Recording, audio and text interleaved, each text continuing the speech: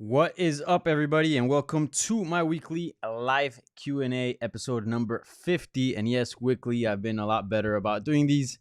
I know I was a little busy before, as I've mentioned in previous episodes. It was a little bit scarce, the streams, but here we are, finally with some activity. So welcome to my weekly live Q&A, where I answer all your questions regarding the combat sports world and much more. Like I said, give this video, like I always say, give this video a thumbs up. Please subscribe to the channel if you have not already. Follow me on social media at Danny Segura TV, and that's it. That's all I gotta say for now. I'm gonna tackle obviously the Twitter questions to begin with, as you guys are used to seeing, and then I'm gonna take things over to the YouTube live chat in the later part of this video and answer the questions placed there. So again, if you didn't ask questions via Twitter, you can just throw stuff on the YouTube live chat and I'll get to it in a few minutes. All right. So tons to discuss. Obviously, we're coming off a decent card with UFC Vegas 23, Marvin Vettori versus Kevin Holland. I did a recap video to that on my YouTube channel, so I went already in depth on all things. But I'm sure maybe there's some couple lingering things that we might talk about regarding some of those results. Then we also have Bellator 257 coming up this weekend, as well as Ben Askren versus Jake Paul, if you want to get into that. We also have on Saturday UFC Vegas 24. That's actually a pretty good card. And what else? What else am I missing here? I believe there's more. Combate Americas continues their return this Friday. There's a lot of things going on. Plus, bunch of drama you already know, which people are already asking about. So again, a lot to get to. So let's get started, shall we? So right off the bat, we're starting hot. We're starting hot. The Darby Crash 81 asking, Poirier McGregor feud, real or manufactured? Was Poirier wrong publicly shaming McGregor for not following through on his promise to donate to his foundation? Yeah. So that seems to be hot topic right now in mixed martial arts Twitter sphere. Basically, for those that haven't tuned into sort of the beef, basically Dustin Poirier came at Conor McGregor accusing him for not donating to his charity like he said he would prior to their bout at UFC 257. And earlier this year, McGregor had promised he would donate $500,000, and apparently that never came to fruition. And then Poirier said his team and McGregor's team is just not answering texts, not getting back to them regarding what's going on with that. Then Conor McGregor fired it back. His manager fired it back as well. And, they mentioned some meeting in Utah. So it seems that there's a lot of things that we don't know about, obviously. And one of the things that McGregor mentioned, and I think this is key, is that McGregor said, "Look, we're not just gonna donate $500,000 without knowing what's it for, what's the plan regarding that money." And he's like, "And I do this with all my charity work, not just this specifically." And then I guess he was mad about that, and then said some other things, and then they there was a bit of a back and forth, but it's interesting. I've seen a lot of people attack McGregor, and I'm not here to defend him. I think if you say something, you say something. A promise is a promise. But at the same time, I don't think it's crazy to ask about where exactly the money's going to and what is it going to be used for, right? If you had money, I don't know if you guys do. Maybe we have a millionaire watching this stream, and if you do, please, the super chat is open. You can donate whenever you want to support this channel. But yeah, I mean, I feel like that's reasonable, right? That's pretty reasonable. So if that's McGregor's stance, I don't feel like he's wrong. However, if he's really not answering texts like Dustin Poirier says he's not doing, then that is wrong, right? Because then you're avoiding him, right? In going public, look, with these kinds of things, going public, I don't think necessarily it's a low move like Adiatar described it, but it's certainly not a nice move, right? But look, if you're doing everything to get in touch with these people and they're not getting back to you, and they had promised, and part of that, was good promo for them and all this and that, and I feel like you have a right to sort of call out call out that situation, right? But again, it's hard for me to like give a hard verdict on this when I don't know the details. And clearly, there's a lot of things going on in the background. As they mentioned, Ardiatar said they had a meeting in Utah, so I don't really know. That kind of seems a little weird. But yeah, do I think it's crazy to ask where the money's coming, what the money's going to be used for, and if there is a plan in place to use that money for whatever it is they want to use it in that specific charity? I don't think that's crazy. So in that sense, I don't think Conor McGregor is wrong. However, you did promise him you would donate, so especially like a donation, like it's pretty fucked up to take that back, right? So we'll see where that ends up going. I don't know if he's actually gonna move forward with his donation. Hopefully he does. I mean, it would help people, right? That's certainly something nice, and he said he would, so hopefully that's the case. But even though obviously I want as much money from rich people going to donations and things of that nature, I do gotta say I do like this spiciness from Conor McGregor. I don't like the tame Conor McGregor because that's just not him. And one of the biggest things about McGregor, and I think it was pretty clear in the Aldo fight, how Aldo was aggravated even before he stepped in the octagon. Now we can sit here and discuss about how much his pre-fight antics actually, wear on his opponents, and how much there's a thing to it, right? I'd like to believe that there is. Maybe not so much affecting his opponents, but certainly affecting McGregor himself, like bringing out that sort of savage in him. So donate the money, but keep the same energy. That's what I'd say. But that's kind of where I lie on that. I'm not ready to like completely hammer McGregor on this one. I mean, again, it's not a. Again, he should donate because he said he would. But again, I don't think it's crazy to ask, hey, where's this money going to, and is there a plan? And if Dustin Poirier's foundation didn't have one, I think it's reasonable to hold that back until there is one, right? Like you're giving out money, you essentially want to make sure that money gets used correctly. And it seems that from everything that I've seen, Dustin Poirier does do that, and he seems trustworthy as far as his foundation. They've done great work, but it's always good to verify anything. All right, moving on. The Executioner 91 wants to know if Gastelum wins, is the Izzy rematch a no-brainer? I feel like Rob is the favorite, but Kelvin matches up well with him and might be able to pull off the upset. Yeah, I agree. That's a very fair assessment. I think Kelvin does match up well with Robert Whittaker, and I feel like he does have a good chance to pull off the upset. But I do also agree that Whittaker should be the favorite. I do think he's the better fighter. He's the most consistent fighter. I think that's the problem with Kelvin Gastelum. He's not that consistent. I don't know why. Maybe it's just stylistically some matchups favor him more than others, and those that don't, favor him.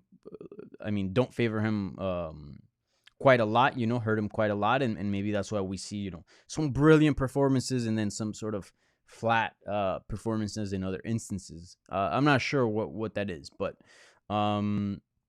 I actually don't think Kelvin Gastelum gets the rematch with Israel Adesanya. I mean, it's crazy to me. And I guess this could be a whole topic within itself, so I don't know how deep I want to get into it. But I mean, he's just coming off one win, and prior to that, he was on a 4-fight losing streak, if I'm not mistaken. 3-fight losing streak, I'm sorry. And one of those losses, granted, was a fight of the night, potential fight of the year candidate against Israel Adesanya for the interim title, so it was a championship bout. Another one was a really close split decision defeat to Darren Till, and then he just got quickly submitted by Jack Hermanson with a heel hook in like a minute. So it's like all those losses were like kind of like suspect. Like I don't feel like there's much stock to put into them. As far as there being a huge drop off in Gastelum's game. So yeah, he comes back. He beats Ian Heinisch quite well in a dominant decision at UFC 258. And yeah, even though again I feel like those losses are suspect, and he's coming off a win, I still don't think it's enough to grant him a title shot. I think in that case, And this would be like best case scenario for Marvin Vettori and Derek Brunson. I feel like those two become the runner-ups. So if Izzy wants to take some time off, I can see the UFC sort of making a fight out of those two and then pitting it as the number one contender, or going with either guy as far as a title shot, which at that point would be a rematch. Just like the Gastelum one. Yes, the Gastelum one is sexy because we saw an amazing fight and it really brought out the best out of each other. But on a 2-fight winning streak, and prior to that, you were on a 3-fight losing streak. Even though I acknowledge it was kind of suspect, I think it's tough to get a title shot that way. So yeah, I don't suspect that Kelvin Gastelum is going to get a title shot, even if victorious over Robert Whittaker. Now, that does set him in a really good spot because all of a sudden, there was talks of him getting cut and fighting for his future, which I think it's ridiculous because he was ranked in the top 10. Like, what? How can you be fighting for your career but still be labeled a top contender in the division? Labeled as one of the very best. So I don't get that. But anyways, that's a question for the rankings and people who created that sort of storyline about potentially being cut if he loses to Heinisch. But anyways, yeah, I don't see him getting a title shot, but it'll put him in a really good spot because Heinisch is legit. He's definitely in the top 15 if I'm not mistaken. And Whittaker is a former champion in the top 5. There's no question about his stature in that division. In fact, probably like top 3. You can get a little more specific. So it would definitely put him like a win away from a title shot, especially if that next win is a good one.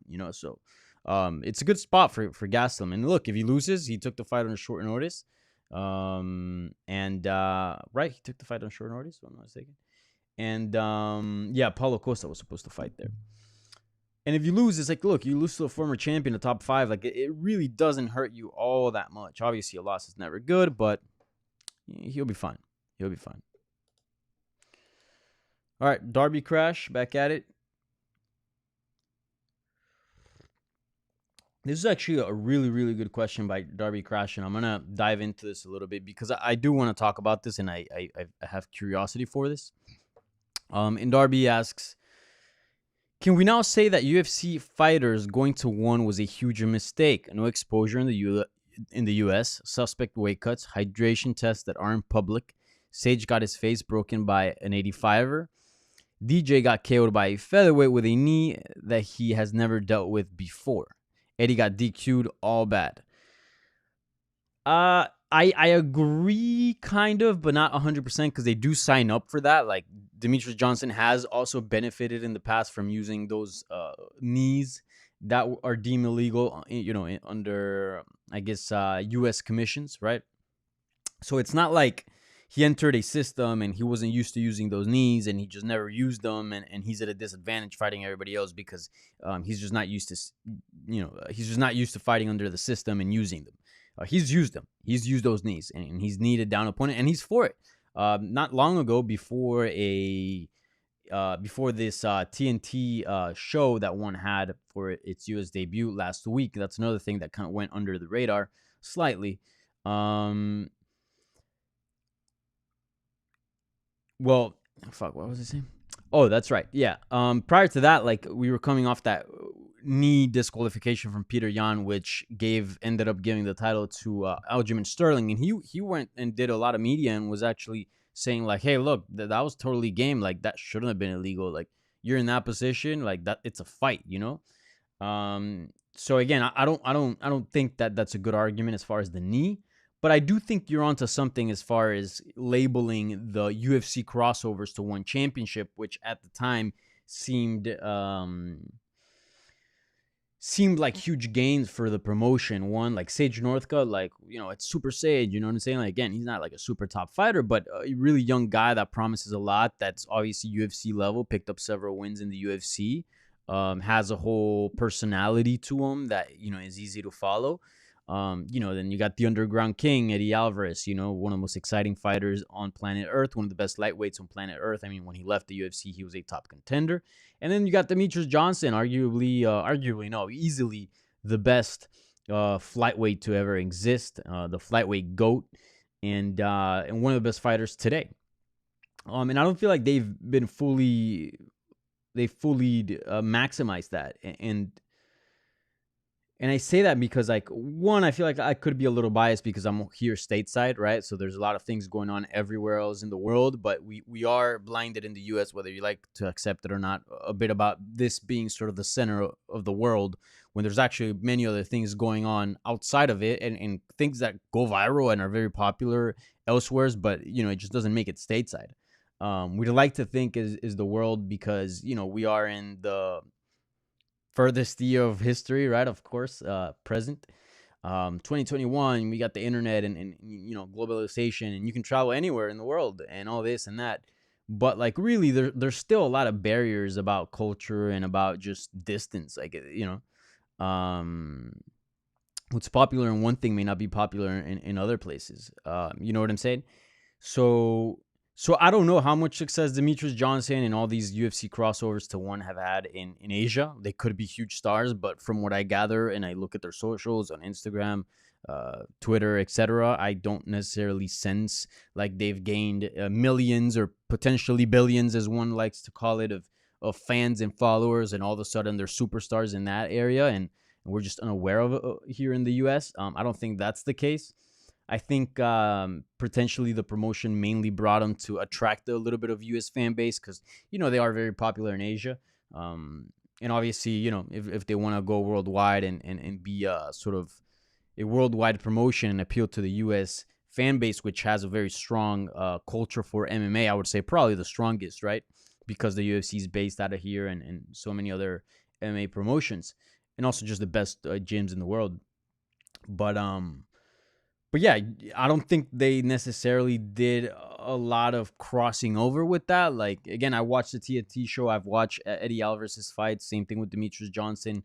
But I don't think it's necessarily like it didn't put on the one product. Like, people aren't.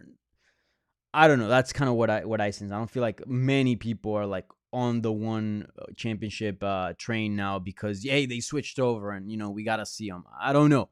So I think that's when I think you're right about this not really being a great, not a great move, but it didn't really turn out the way it was maybe supposed to turn out, because I don't feel like it's brought a lot of exposure to either the fighters that crossed over or the promotion itself. Obviously, we're talking about it now. It's brought some sort of attention to it, but I don't think it was like a huge game changer. And again, like you mentioned, other things here like the suspect weight cuts, hydration tests. I really do wonder how much Moraes weighed in, because he did look significantly bigger than Demetrius Johnson. Now, granted, Johnson has never been a big flyweight. I don't think he has a big cut to 125 pounds. I think the heaviest he gets is like maybe like 140. And that's him not like dieting and all this stuff. So naturally, he's gonna be smaller than I would say most flyweights. But Moraes looked big. I'm really curious if he can make 125 at this point of his career. I know he's made it before, but still. But either way, hey, a fight's a fight, and he did get a clean win, right? Yeah, and also I think for this case, Sage Northcutt hasn't had much success at one. Neither has Eddie Alvarez. Obviously, he has been defeated before. He got this DQ right now. Demetrius Johnson has, though. Yes, he lost to the champion, but prior to that, he won the Flyweight Grand Prix. So keep that in mind. DJ has been a successful one fighter. I mean, he's like, what, 4-1 in the promotion? Maybe 5-1? But yeah, great question. And a question that I can sit here and talk about it. Like, this is something that, like, an analysis that you can do in depth and also see how much, I know it's probably difficult to find out, but it'd be interesting to see how much those are getting paid, right? Because if they're getting paid, like, they're stacking up big, you got to wonder about the return that one is getting. Because I don't know if it's, again, this is not on the fighters. I just think that, yeah, I don't know if they've been utilized correctly in the promotion. I don't know. But yeah, I can rant about that all day. Did I skip a question? No. All right, another question here. In the potential Francis versus Lewis fight, are people underestimating the chances of the Black Beast? Both fighters have legit one-punch knockout power and solid chins. They also have improved. I'm actually interested to watch the fight, and I don't think it will be a repeat from the last one. Yeah, I don't think it'll be a repeat. I think it's one of these weird instances, the 1% that, a chance that that fight would be boring, and it just happened that it was kind of like a perfect storm, and all things led to that sort of performance, right? You had Derek Lewis having really bad back issues, lower back issues, where his mobility was very limited, and he couldn't do a whole lot. He couldn't train properly, and he couldn't fight properly, so that hindered his performance. And on top of that, you got Francis Ngannou coming off a pretty bad beating against Stipe Miocic, also his first professional defeat. Also took a bunch of criticism from fans, and UFC president Dana White himself, went after him, saying that, he was like too cocky going into the fight, and he let the fame and whatever get into his head, and, all this and that. So he had a lot to deal with. And I feel like it was like the perfect storm for that fight to play out the way it did. A very boring fight where neither fighter engaged or hit the trigger. So this time around, I feel like both fighters have improved. Derek Lewis's health issues seem to be gone, or at least lesser, to the point that he can actually fight a lot better, and it's quite noticeably. And obviously, Francis Ngannou has made leaps and bounds in his technique, and not only that, but also his mental strength.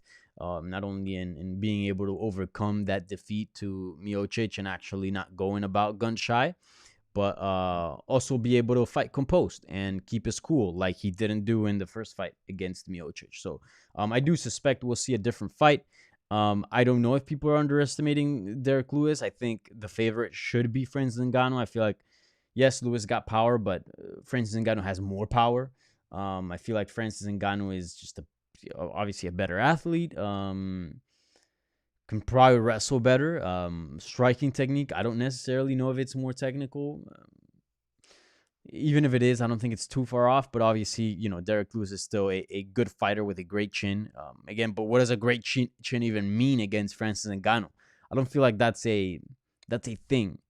It doesn't help to have a good chin, but I feel like even a good chin will fall under Ngannou's power if the punch lands correctly. So yeah, I think Francis should be the favorite, but I don't, maybe you're seeing some stuff online that I'm not seeing. Let me pull up the odds. Is there even odds for that fight? I'd be curious to know. That's how you really find out if he's really being underestimated here, the Black Beast. Let's find out.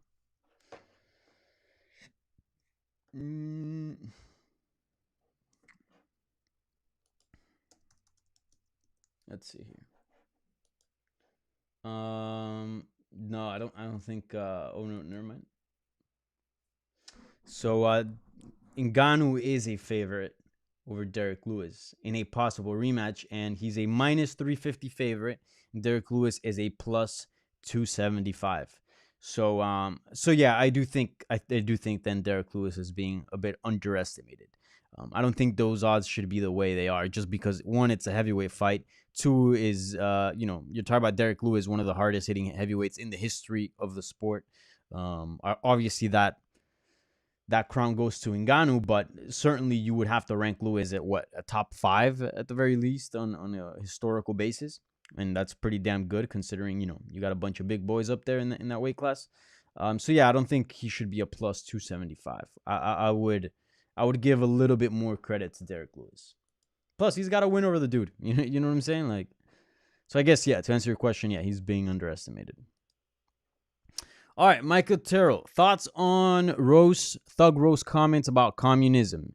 Is it racist? Is it being taken out of context? It seems out of character, in my opinion. Yeah, those comments were weird. I didn't see the full thing. All I saw was that clip that came out on Bohachinia Depot. Great account, by the way. I've been Bohachinia before. To be honest, I didn't take it as a diss. It was kind of like, yes, because I love that account. It's a great account. But yes, so Thug Rose did an interview with I believe a Lithuanian media outlet, where she came out saying basically that, she's fighting Zhang Weili, obviously for the title, and nothing personal, but she is taking the fight as like she's fighting communism and she's fighting for freedom, And she said that this is what she said: that Zhang Weili represents communism, and I believe the comment that sort of went viral from that was, better dead than red. Um, I don't know if the word would be, is it xenophobia? Would it be? I think it's racist. Maybe xenophobic, but I don't think it's racist. But yeah, it's a dumb comment. It's a very ignorant comment. At no point in time that I've seen has a Zhang Weili made has pushed communism, has raved about communism, has preached communism, or any of that. She's just born in China. Like, does anyone here watching this control where they're born? I was born in Colombia and I live in the U.S. You don't control that stuff. I love Colombia, by the way. No, nothing wrong with being Colombian. Nothing wrong with being from anywhere. You don't control that stuff. You're born where you're from, like where you're born. That's it. So is it Zhang Weili's fault that she's born in China? No. You know what I'm saying? None of that stuff. So I think, and again, she's been always super nice, super respectful. I don't know how she can associate one or the other. It's like,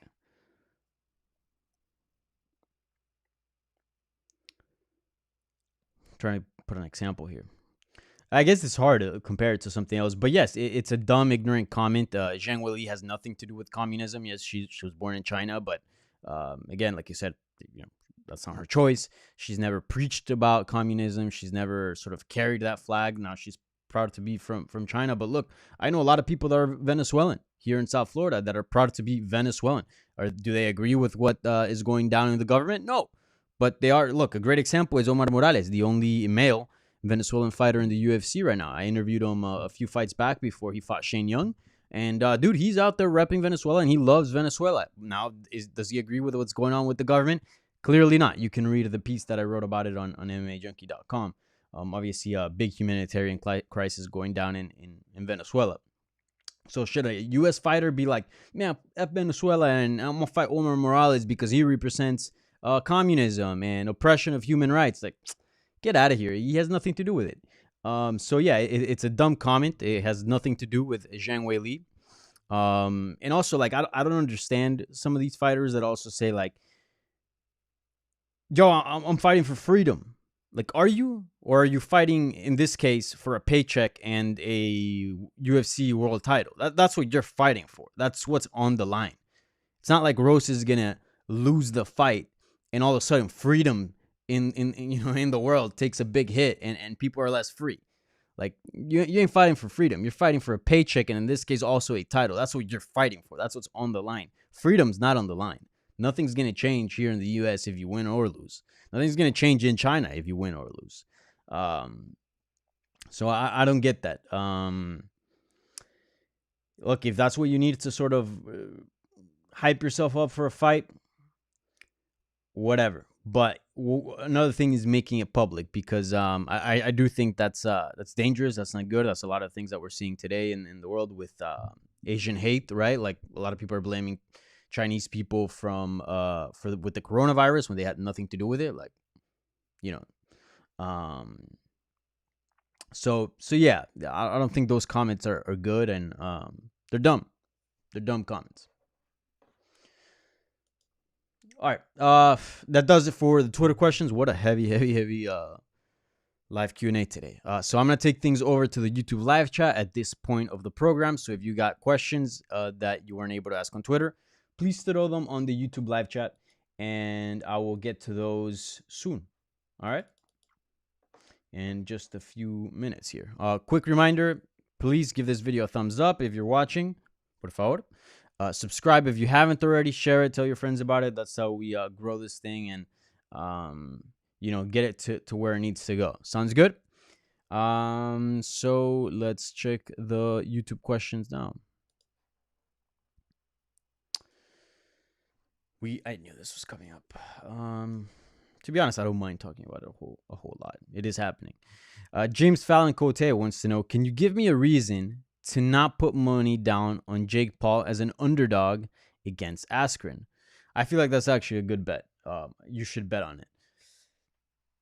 Look, I respect Askren. I think a lot of people hate on him because he didn't have a successful UFC run, and a lot of people call him sort of a fake fighter or not a real fighter and this and that. But the truth is that he became champion in major organizations. He was a champion of Bellator, and he was a champion at one championship. And he beat really good guys. I mean, he beat Douglas Lima, who is regarded one of the best welterweights on the planet today. He beat many guys along the line that were solid. Let me pull this up here. Ben Askren. I can't believe I have to pull up his record. Yes, his UFC career was terrible. Had a very, very, very questionable win against Robbie Lawler. Then got KO'd flat, unconscious in what it is the fastest KO in UFC history. And then got choked out by Damian Maia unconscious, and also got outstriked by Damian Maia, whose striking is not very good. So yeah, he had a bunch of health issues as well. I think that's mainly what it is. He came into the UFC a bit too late. Granted, he was already retired. Then he came back from retirement. That's a hard thing to do. He had those hip issues. So I'm not gonna say here the guy was not good. He was clearly a good fighter. Just look at his record prior to his UFC run, and he's beaten very, very solid guys. Lyman Good is a monster. He's in the UFC today. That dude's an absolute beast. He beat him. Douglas Lima, Jay Haran, Andrei Koreshkov's another beast. He defeated Shinya Aoki, a great grappler, much smaller than him, but still, dude, he fought some really tough guys. Now, the reason why he had so much success against those guys was wrestling, was his grappling. It wasn't his striking. In this fight, he is stepping into the boxing world, which is much more different than MMA, of course. He won't be able to use his wrestling. He's coming off a hip surgery, and he's fighting a younger guy who's been putting in the work. Say what you want about Jake Paul, but he has. He's got the experience of 2 professional boxing fights against guys that were not boxers, that were really, really bad and had no technique whatsoever. But still, he made the walk. He got in there. He did the whole thing, got the experience of what it was like. And, yeah, I mean, what else do you want me to say? I feel like the momentum here is for Jake Paul. Would I be surprised if Ben Askren beats him? Not at all.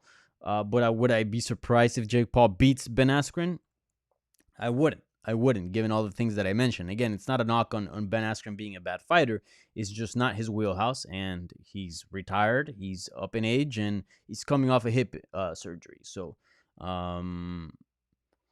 we'll see what happens. I don't know. I mean, it's hard for me to tell people like bet money because I don't want them to come back and be like, yo, you told me to bet money on this guy, they lost, and I lost all my money. Like, fuck you. I'm not trying to do that. But do I think that Jake Paul has a chance of beating Ben Askren? Yes, I do, and quite a good chance. So I would say that it could potentially be a good bet if he's an underdog. If you want to drop money on it, drop money on it. I would say Ben Askren is much tougher than Jake Paul. So if the fight gets dirty, if the fight, draws out, toughness is going to be big. And I don't think Jake Paul is a tough guy. He's a strong, athletic guy. He's got some skill compared to the average man in regards of boxing. But I don't think he's a tough guy. And I feel like who's most likely to quit, Ben Askren or Jake Paul? Jake Paul by a million miles. But sometimes toughness is not everything. So we'll see what happens. All right. If Jorge were to be Usman, how would you rank these bouts in terms of level of interest for a first title defense? Usman trilogy, Diaz rematch, Edwards, Covington, or Wonderboy 2 if he beats Burns? Ooh. To be honest, I feel like number 1 would be Covington. And that would be like a happy medium between kind of like, not a super fight, but like a big promotional grudge match, but also someone that deserves to fight for the belt, like Covington Had a really good bout against Usman, even though he lost. A little bit controversial. I think the stoppage was a bit early. And I thought he was doing well in that bout. Granted, Usman was also doing well. I mean, it was an even bout. And now he beat, most recently Tyron Woodley, former champion. So he does deserve to fight for the belt. Usman would maybe deserve it more, even though he'd be coming off a defeat. I think he's done a lot to maybe. Would he warrant an immediate rematch? I don't know. But certainly it wouldn't be crazy to think that he'd get one, right? So I would say Covington, just because that's a nice, sexy fight with a lot of bad blood and also makes sense ranking wise. I think the Diaz fight is probably the sexiest given the buildup, but it doesn't make sense ranking wise. Now if he beats Edwards, I would forgive it a little more, but even then I wouldn't feel comfortable plugging in Nick Diaz in a title fight. So I would say, if I have to order them, I would say Covington would be my first choice for a title defense for Jorge Masvidal. Then Usman trilogy. Then Edwards if victorious against Diaz. Diaz, actually no. Yeah, Edwards if victorious against Diaz. And then the winner of Burns Wonderboy. I think that's how I would rank them in level of interest.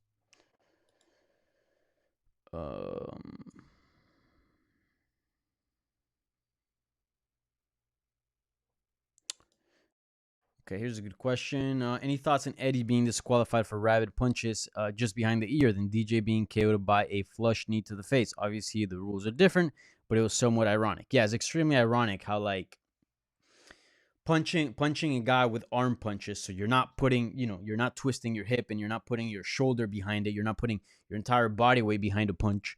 So you're literally just using your arm strength. You're doing this while you're pinned down. You're pinning a dude down that's literally right next to you, body to body. So you're not developing much torque. You punch him a few times in the back of the head, and all of a sudden he's like, and that's illegal. Oh, no, you can't have that. Super dangerous. But a dude that's on the ground, you can just put your whole body and weight and gravity onto a knee and knock him out unconscious, and that's fine. Yeah, so that's the crazy part of those rules. Like, I don't know if I'm for knees to a down opponent. They do seem to cause a lot of damage, and if we're trying to make this sport a little safer, it just seems that you would X that out, right? But I don't know if there's research, and maybe a medical professional, specialized in CTE and brain trauma could probably have more knowledge than me. Probably no, will definitely have more knowledge than me on this topic. But would DJ getting knocked out like that in one hit, one knee, knocked out cold, is that healthier than, say, if DJ would have not gotten knee because it's illegal, and then would have gotten jabbed for 20 more minutes, right? Because that was in the first round, right? 20 more minutes jabbed or like, caught with hooks and punches that are not as hard, but more volume. Would that be healthier, right? I don't know. I don't know what the answer. If the answer would be like, no, actually taking one single knee and being out cold is actually better for your brain than taking 70 punches over the course of 70 strikes, 80 strikes over the course of 20 more minutes, then in that case, science is science, and you can't argue that. So the knee would be fine, I guess. But yeah, the rabid punches to the back of the head, and then you see that knee that DJ took. How can you say this strike is illegal because it's too dangerous, and then this other strike is not? It's kind of ridiculous. Those rules are kind of ridiculous. But so are a lot of rules in MMA. I'm not here criticizing one. I think you can do the same thing a lot about some of the rules that we see stateside. So yeah. So how is it that you can head kick someone, right? But again, elbows this direction are illegal. Like, what? A lot of weirdness. But yes, it's ridiculous. Okay, what are your opinions? What is your opinion on knees to a ground opponent? I kind of went into it just now, but yeah, I'm not a huge fan of it. I think it's nice to look at every now and then, and that's something I like about MMA. Like, if I watch football, and I'm referring to soccer here for the Americans, the rules now, I'm not saying that like I want different rules everywhere, but the rules in football are unilateral. They're the same everywhere. There isn't any difference. Um, I believe the MLS tried to like bend with the rules a little bit, but it ended up being weird. But more or less, they're the same across the board. With MMA, something that I like and I think it's fun is that you can different promotions, especially overseas, have different rules. So for example, the UFC cage is an octagon, right? The Bellator cage is a circle. So that's kind of a nice little difference that you can get and see kind of different types of matchups on that. And then if you go overseas, right, like all of a sudden you can watch knees to a ground opponent. That's kind of interesting to me to watch every now and then. It's a novelty. Or if they're fighting in Rising, they're fighting in a ring instead. Okay, that's kind of cool and that's kind of different. I don't know if I want to see all my MMA fights in octagons under the same rules. So it's kind of nice to get a little bit of rule change, yeah, in that aspect. But ultimately, the health and safety of the fighters comes first over my entertainment. So again, I don't like them because they seem a bit too brutal. But like I said it before, if there was research that came out saying that is actually healthier for fighters to take those kind of blows as opposed to have the fight drawn out and be in there longer, taking damage, less amount of damage, but over a longer period of time. If that's what the research says, then you got to go with science, man. So I'd be for them, I guess. But from aesthetic standpoint, as of now, with no knowledge on that, I do not like them. Not that much.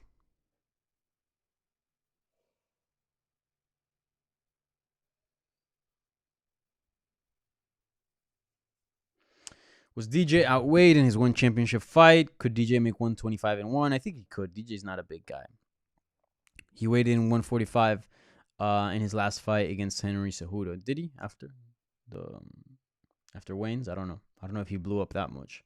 But I know DJ's not a big guy. I've met Demetrius Johnson multiple times in person, and I'm not a big guy, and I'm bigger than him. Obviously he kicked my ass, but I'm just saying I'm like 150 pounds. I don't think he's 150 pounds. Obviously he's probably a little more muscular than me, but I'm like just taller and just bigger than him. He's probably like 140 maybe at most, I would say. I don't know. I have no idea how big he gets, but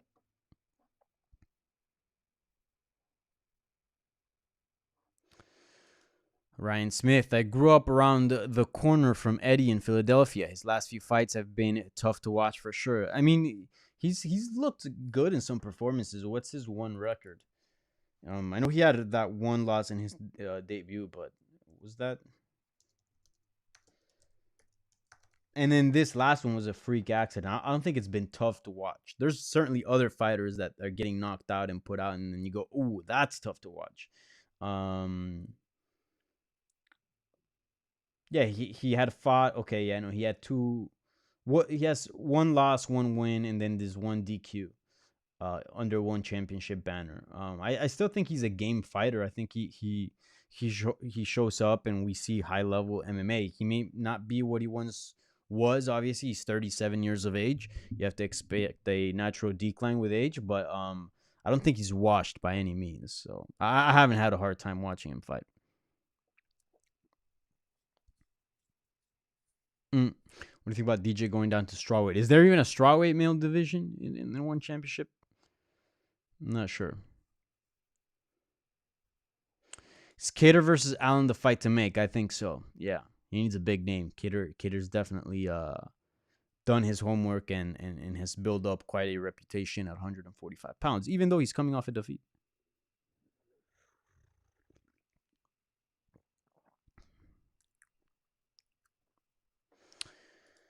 Um, Monkey Monkeys B. This Connor controversy has got me hyped for the fight. I like rooting against Connor as the bad guy. I wasn't buying the nice guy act. Do you think it will help sell the fight? Yeah, for sure. More bad blood. But even then, I feel like no matter what kind of stance Conor McGregor takes in, where it's the bad guy or the good guy, I think people are going to tune in general just because, a, a lot is riding on this next fight against Dustin Poirier, apparently. He says it's canceled, but contracts are signed, so I don't think it is. I think that's just talk. But yeah, we'll see what happens. But would it help sell the fight? Not necessarily. I think people are gonna buy the Conor fight regardless. But will it help sort of drawing interest as far as people being more hyped for the fight? Yeah, I think so. And there being more chatter, more headlines, more comments. Sure, I can definitely see that. What's next for Derek Lewis? Man, what a tough situation for Derek Lewis. We'll see what happens. Maybe a title fight, depending on what happens with John Jones. This is something that I didn't like about Stipe Miocic's reign at heavyweight. Again, I love Stipe Miocic. I think he comes off as a great guy. I love that he's a first responder. He's got a great story. Great guy. Nothing, and obviously a very skilled fighter, one of the greatest heavyweights that's ever existed in the sport. But he was an inactive fighter, much like Khabib and some other champions. Stipe fought in the last 3 or 4 years. He fought about the last 3 years, he fought about once a year. I think it was only one instance. I think there was only one instance where he defended the belt twice in one calendar year. Let's pull it up here. I've done this exercise many times, but I forget. So he won the UFC belt in 2016 and then defended it in 2016 in Cleveland, Ohio, which was a big deal against Alistair Overeem. Stipe tapped. I'm just kidding. Then he defended the belt against Junior Dos Santos in 2017. Didn't fight for the rest of the year. Then he defended the belt against Francis Ngannou in 2018. Lost the belt. That was early 2018, January 2018. Then in July, lost the belt in 2018 to Daniel Cormier. Then didn't fight Cormier until August of 2019. Won the belt, then didn't defend the belt against the following August in 2020. And then lost the belt to Francis Ngannou in 2021. So about once a year he's been defending the belt. And that's created a big cluster and just a big logjam at heavyweight as far as contenders go. So you have a lot of contenders that are worthy of a title shot, but there just isn't enough title shots to give away. You know what I'm saying? Hopefully with Francis Ngannou, it seems that Francis Ngannou is going to be a much more active fighter. So at least I feel like Derek Lewis can rest easy, I guess, in some sort of way, that if the Francis Ngannou does get John Jones, that Francis Ngannou, if he wins, he's going to get a big, quick turnaround, right? Not quick that he's going to be fighting next month, but he can at least expect a much sooner title defense as opposed to if Stipe Miocic were champion. So I guess that's one good thing. So Derek Lewis is already in the conversation. Dana White has already said his name and linked his name to a title fight. So if he doesn't get it and John Jones gets the next title fight, then I would say wait it out. Because, in the heavyweight division, you're rolling the dice every time you're fighting. Just because the power you see there, right? The puncher's chance really does become something a bit significant. So wait it out. That's what I'd say. Either title fight or wait it out. That's what I'd say for Derek Lewis. Is Cyril Gane fighting anybody? I feel like I saw that somewhere.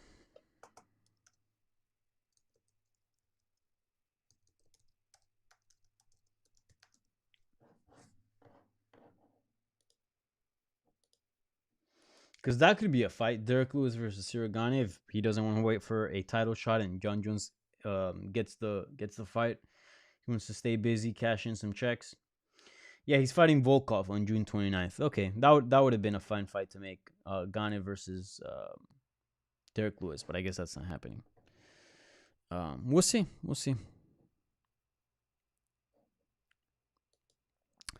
Monkey Zb. I saw Ben slammed on his head by Robbie Lawler and survive. Ben is a tough guy. I got my money on Ben. Certainly he's a tough guy for sure. You can't take that away from him. I said it. Ben's way tougher than Jake Paul will ever be in his life. However, Jake might be a little just as skilled or maybe a little bit more refined in boxing and might just have a healthier body to, move around the ring and do stuff. So we'll see what happens. Ben Askren is not a big puncher. He's not a volume puncher as well. So we'll see what happens in that one. But yeah, Ben's tough as shit. I can definitely see a scenario where Jake Paul's inexperienced, because I know it's boxing, but Ben Askren has more experience in combat. Combat, whatever combat sport it is combat, and being under that stress and under that situation, there is a skill to that, which Jake Paul does not possess. I can see a scenario where Jake Paul starts looking good, maybe connects a few good punches, but inexperience comes into play and he exhausts himself, and Ben Askren just bullies him for the rest of the fight. So we'll see. We'll see what happens. Let's see here. Should Zabit fight Allen when he returns? Sure, it's a good fight. Or who else would be a good matchup for Zabit? Jair Rodriguez would be a good matchup for him. But it seems that fight will never, ever happen.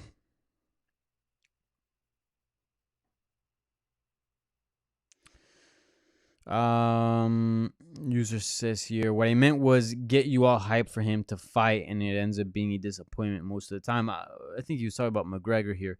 I don't think even McGregor's last fight where he lost was a disappointment. It was a fun fight. Like, he won the first round. He connected well. It was a dramatic fight. I think McGregor, win or lose, he's an exciting fighter. What fight have you seen of Conor McGregor that's been boring? I don't recall a single one. Maybe the Max Holloway where he wrestled. But even then, he had a torn ACL or something like that, so he couldn't really move and strike, so he started grappling. But even then, that fight was full of action. Like, it was kind of high-paced. So, win or lose, Conor McGregor will put on an exciting fight. I have no doubt about that. All right, any more questions via the YouTube live chat before I call it quits here and I bounce out? Any questions? Going once, going twice. Sold. All right. Well, I appreciate everybody tuning in. Remember, if you're watching this video live, please give the video a thumbs up. That would help me a lot with the rankings and all that stuff. Please, if you haven't subscribed to the channel, do so to receive future videos that I'll be doing. I promise you guys, as I said last week, I'll be a little bit more consistent with these weekly live Q&As. Tuesdays, whether it's at 10:30 or later in the night, I'll always announce that. So follow me on Twitter at Danny Segura TV to stay up to date as far as when I'll be going live on these streams. Let's see what else. I got a few interviews coming up this week, mostly in Spanish, but yeah, those will be translated into English articles on MMA Junkie. So stay tuned to that. What else? Anything I gotta say? Nothing. Like the video, subscribe, and share this. Sounds good? All right. Hope you guys have a good week. Enjoy the fights. A lot of fights going down. Combate Americas Friday. Friday as well, if I'm not mistaken, is the Ben Askren Jake Paul boxing match. If you want to watch it, that's fine. Then Bellator 257 and UFC Vegas 24. So tons of combat sports action this week. So enjoy all that, have fun, stay safe, and I'll talk to you guys next week. Peace.